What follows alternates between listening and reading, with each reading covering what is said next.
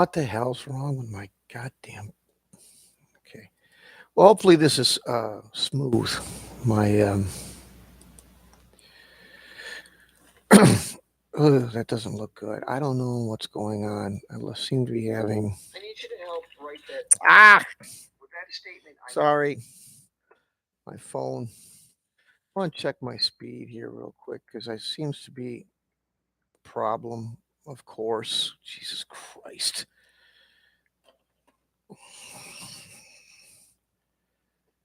Hello, hello. If anybody's in here, I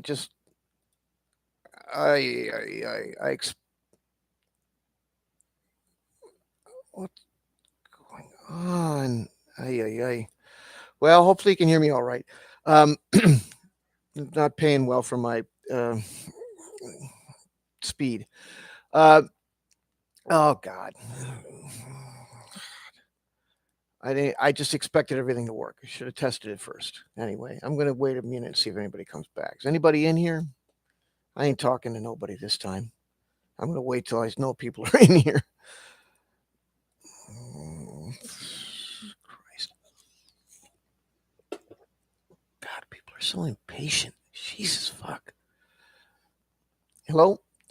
Um, wow. Wow.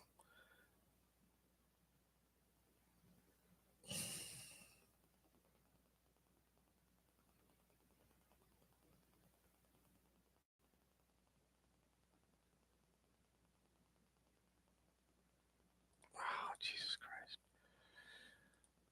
Okay. I'm waiting.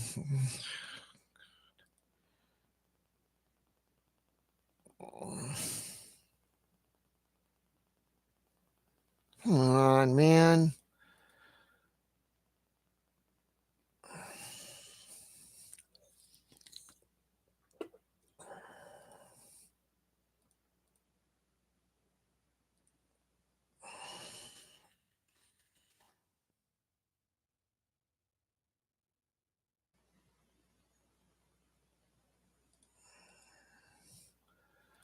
Hello.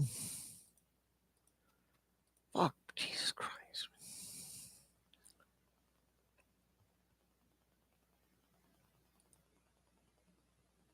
Okay. Well, it's officially 6:45, so I just thought I'd give a few minutes to try to get somebody to come in here, but I guess not.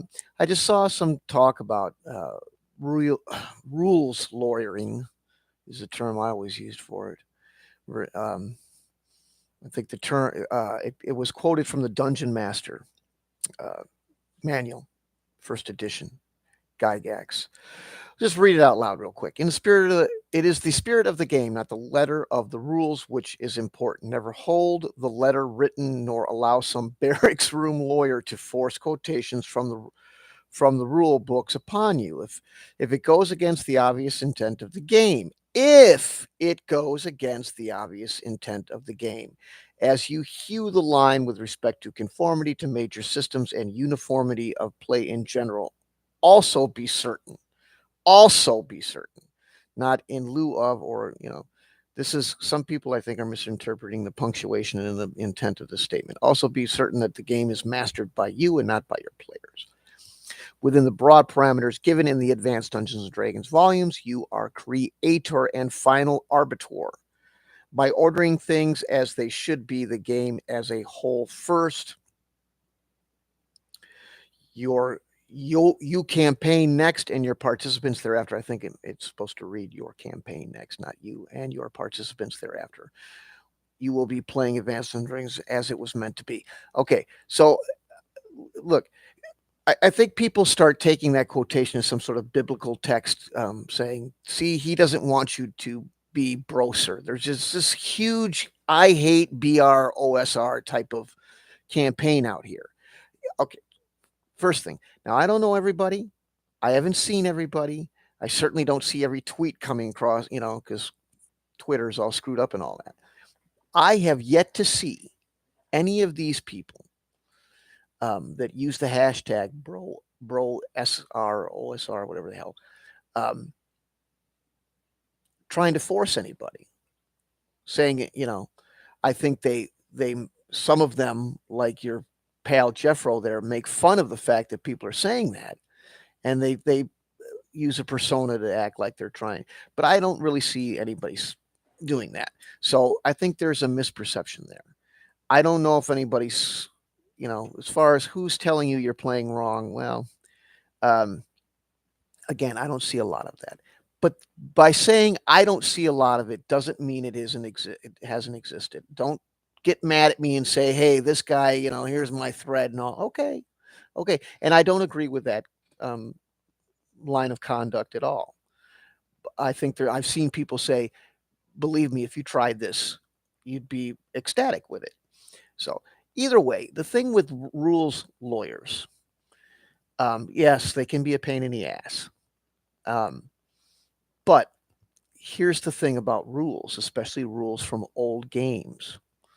They're often poorly edited, very poorly edited. And if there's more than one version involved, uh, consistency can be a real issue. And that can cause rules lawyering because people are trying to get it right, trying to understand it, trying to resolve. I, by the way, if you I know a lot of people hit me up about looking garbage behind me and all that. I know I'm moving. Give me a break. I had this in my head and I wanted to get it out before I forget stuff. I'm moving away and this is my last thing here. So yeah, it doesn't look great, but anyway, I got movers coming in tomorrow and stuff. So, but but yeah, here's the thing about rules lawyering. If it or games in general, if you, like I said in the description, if you don't have rules, if you don't have a framework to go by, then you don't have a game. Look, let's take it to the extreme, and this isn't trying to. Don't take this analogy as some sort of spite or anything. It's just an analogy. But imagine you as children playing guns in the forest. That's how we used to describe it. You're out there with your, it's not paintballs or pellets, nothing that fires anything, just toy guns that pew pew pew pew pew. Who got shot? You don't really. You can argue that, you know, because there's no frame, there's no arbiter or judge.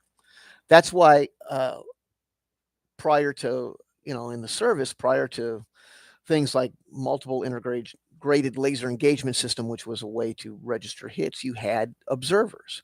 All this stuff in the past, we've talked a lot about how this all stemmed from war games, particularly Kriegspiel war games. You had referees uh, or judges because there had to be some sort of established framework.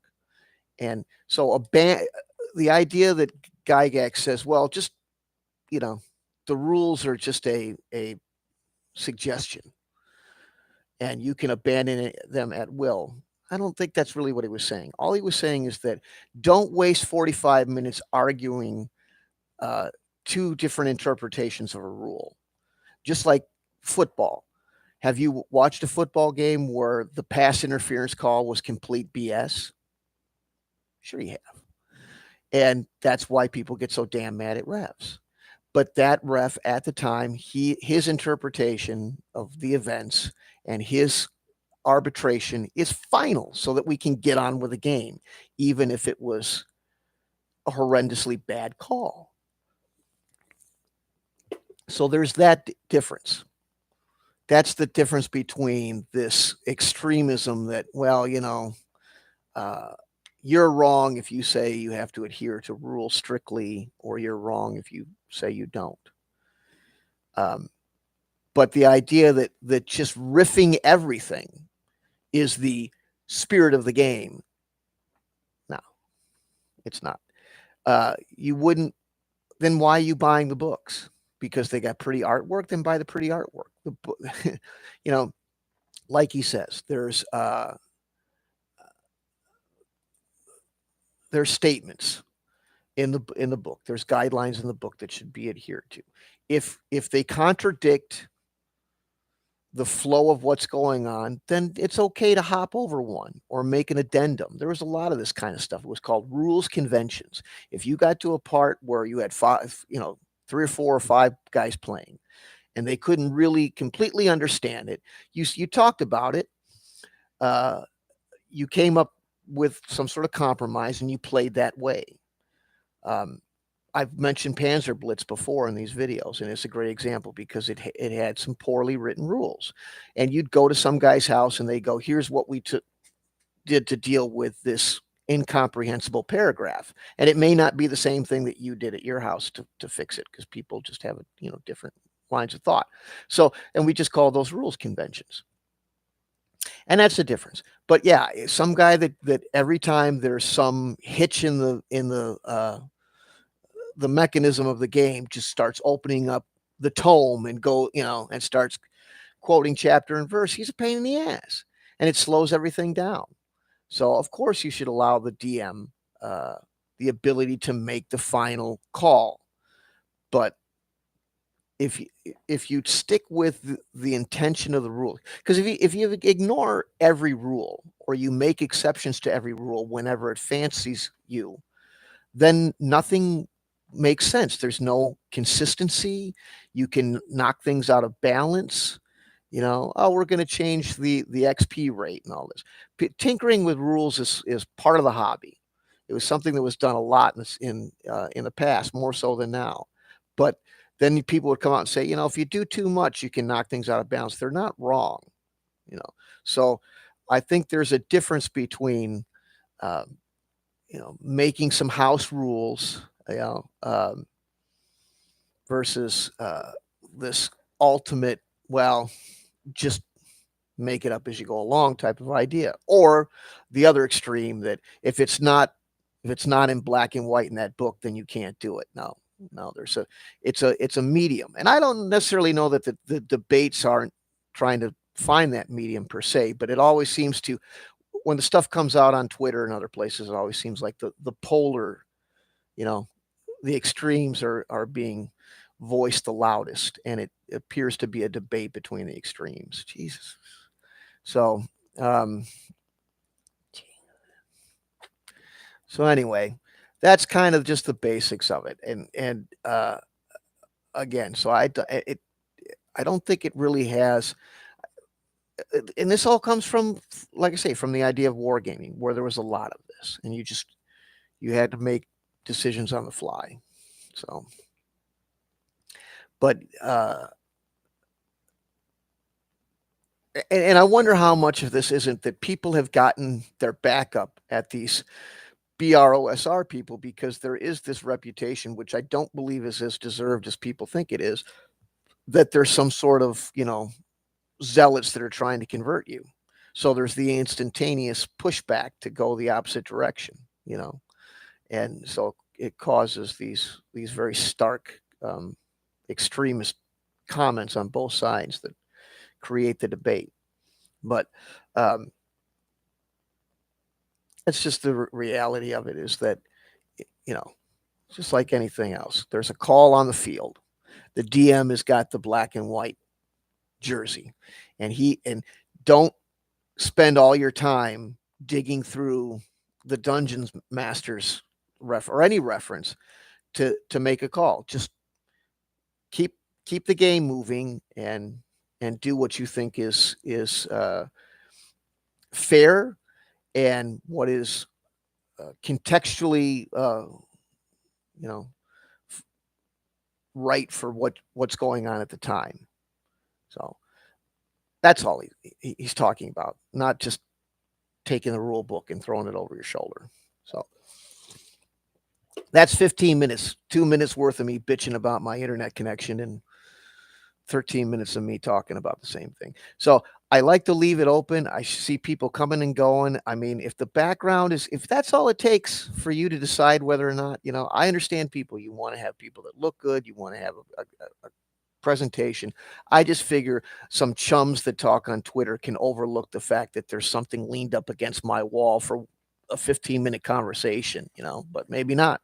So, um, but I sure like to be able to talk to some people, so I'm gonna just see if anybody will come in and have something to say, but it doesn't look like they will, so that's too bad. Oh, well. Maybe when I get my act together and get my new place, it'll look better and I'll have a better, um, uh, flow, traffic flow, to set up something to stream into. So, the way that I got this thing set up, it really doesn't. It's not conducive. It does look a little disaster area, but I'm moving tomorrow. I got the movers coming in and a buddy to help me because I can't pick up a dresser drawer myself. So that's why it looks like that. But I just saw this thing and I thought I'm going to say something, otherwise I'll forget all about it. So that's why it looks like this. But sorry. So who's in here? No. But if anybody's got any input, and I got to remind myself that just because it says that there aren't people connected on this thing doesn't mean there is. Of course, the opposite is true too. Just because it says somebody's here doesn't mean they are. So I always make comments based on what I see as far as people watching, but I guess that's an inaccurate counter. So be nice to say something in the chat so I know I'm not talking to my breath here. And I always like to have a back and forth with people that are watching. I don't like to be on a pulpit for long, but I like to have my say and then adjourn to a forum of conversation. So feel free to speak up. Um, Trying to think of another example. I mean, everybody's had examples where they've just the game has boat anchored because some dude can't let go of the fact that well, it doesn't. That's not how you do it in the book. I know. Um, but you're dealing with things that are kind of narrative. They're like a play. You don't if you can't remember your line, you got to find a way to ad lib around it, not stop a live production for somebody. You don't just yell line out when you're on stage live. So you just kind of that's what the whole idea of just spirit of the game is. Just keep it rolling, and but uh, but yeah, you should like it says be masters of the game. That means know the rules, be have them committed to memory, so that you don't have to do a lot of referencing, and you don't have rules conventions in the middle of gameplay. So uh, that's all. Ad lib where needed. Make it up as you go if you have to. That's really what this paragraph is saying. Not um, not that the rules are just some suggestion. A lot of them are guidelines, though. A lot of them are optional. A lot of them, you can pick and choose, and some of them are just a framework for you to build off of. That's not untrue either. So you could take War Machine from Beckme and make it more detailed if you wanted to, and most people wouldn't, but it's a framework that you could build upon if you so desired. And I think most people would just, if they wanted more crunch, they'd move into Battle System or something like that. And but uh and I come from like I say, I come from a war game background. I started with war games, so the same sort of these all are issues that started with war gaming. Where people would start looking to see what the rate of fire of the gun was because they couldn't remember. And you'd have to, page through a bunch of manuals to find out. So, um, but it'd be better if you just go, well, let's just guess it for, just to roll the dice and keep on moving, things like that. So, but I know I've gone to a lot of, but Monopoly even. Do you play where you put the money in the for free parking in? Because I've seen where some people don't do that, and I see some people where they do. I've seen also. I've played it several different variants of Monopoly with people that had some odd rules uh, that I didn't play with when I played with my family. And same kind of thing. That doesn't mean that the rules, are useless or whatever. It just means people have different interpretations. I see somebody in here now. Go ahead. Feel free to sound off. Give me your interpretations. Feel free to contribute uh, to the conversation if you are so inclined or able. I guess there are people that connect through mobile devices and can't get into chat. I guess so. Um, but it's interesting to me, this whole BROSR thing. They seem to be somewhat misunderstood. Um, I saw somebody bring up one for one time out of a war game too. It's not that difficult to do, and it doesn't really mean real time. So, um, I don't really see them. I think that what you're seeing with the argument with BROSR is that they're misinterpreting this as well. They're looking at it as if you're not following the rules, then you're abandoning the rules. And I think that's where people go, well, you're just too much of a zealot. You're too hardcore. You want us to just read off a black and white print and nothing else. No, I think they're just saying that if you're going to play D&D, there's a rule book. If you're going to play Monopoly, there's a rule. There's always a rule book.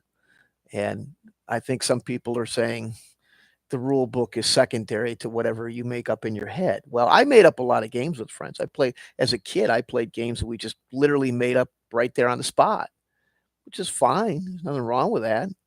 But what would happen is usually you'd come to some sort of situation that you had to stop and think something up about because you didn't consider it when you first came up with the rules. Some sort of odd scenario or situation. And that's where you get people that start rules lawyering. They try to find some sort of guideline or printed statement that resolves that situation versus having a judge or an arbiter that does so right during the game and just keeps things flowing. It's really all that's about.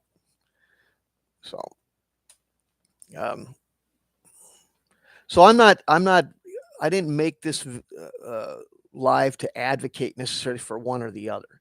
In general, the obvious is thing to avoid is to have play stop for, you know, 3, 5 or more minutes while people start, thumbing through text. It tends to, to drain people of their enthusiasm to play. On the further side, you may play fast, you may be moving through the game, but if more and more things don't make sense or more and more things contradict one another coming out of, if you have a DM who's saying who makes a ruling and then 2 hours later a similar or identical thing comes up and the ruling changes, then you have players who go, why did he get away with it when I don't, or vice versa, or how come it screwed this guy but you got to have consistency, and structure and rules are attempting to create that consistency and that framework to operate within. They're not always successful. So that's the back and forth on it. So, and now I've killed almost 25. I'm gonna just, like I said, I'll hang out for a little while longer. Hope that when people come in, they have something to say or want to chat a little bit. I'll go till 25 minutes, make it a round number, and then dump it. So I'll have to edit some stuff because I noticed that. But anyway, sure wish people would talk. That's all I can say. Anyway, so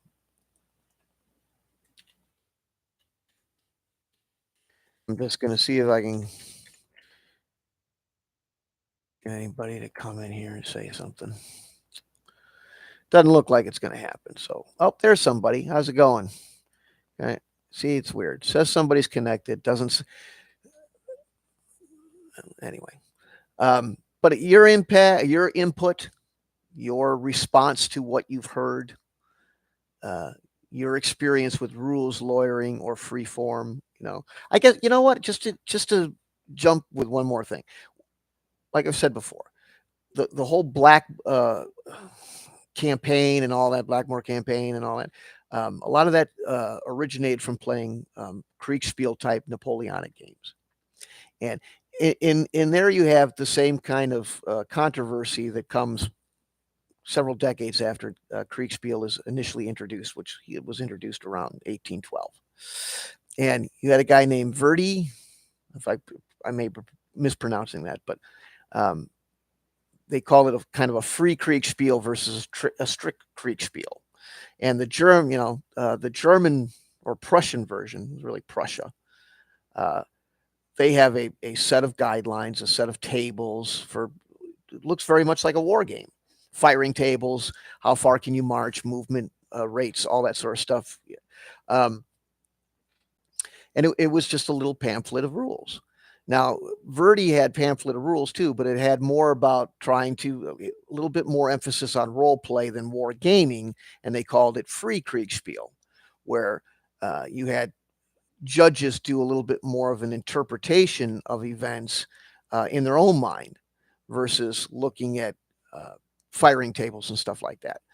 And I have arguments for and against that, but a lot of people look at that differentiation between von Reiswitz, the original designer of the system, and Verdi, or Verday, if you prefer how to pronounce it, his interpretation. They go, see, that's the more open, that's the easier, that's the better way. It really becomes kind of a rules lawyer versus spirit of the game type of thing between the two.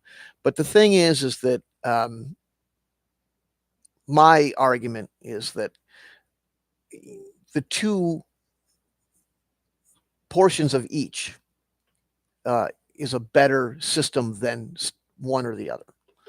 In that firing tables and stuff may seem dry or complex or unfun or whatever, but you have physics that don't change.